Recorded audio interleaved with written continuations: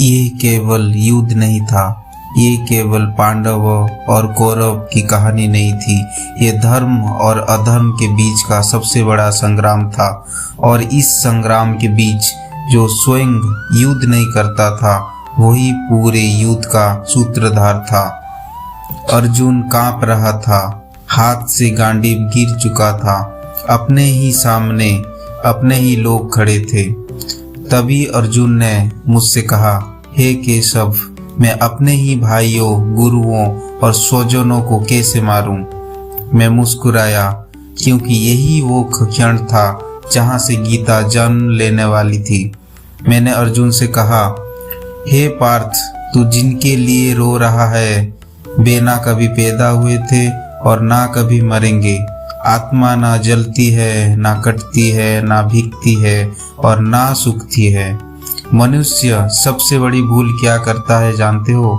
ये शरीर को ही सब कुछ मान लेता है, पर ये शरीर तो केवल एक वस्त्र है जो आत्मा समय आने पर बदल देती है। अर्जुन, यदि तू युद्ध नहीं करेगा तो तू अधर्म का साथ देगा। और याद रख, धर्म के पक्ष में खड़ा होना ही जीवन का उद्देश्य है। महाभारत हमें यही सिखाती है।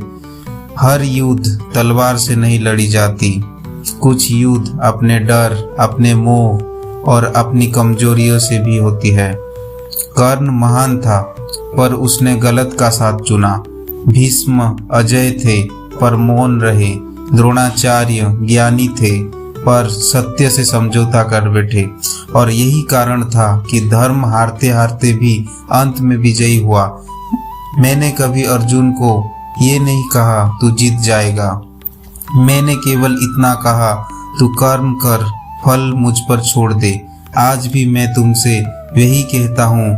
तुम्हें अन्याय सहना पड़ेगा, तुम्हें अपनों से लड़ना पड़ेगा, तुम्हें अकेले चढ़ना पड़ेगा, पर यदि तुम्हारा पक्ष धर्म का है तो अंत में सारथी मैं स्वयं बनूंगा।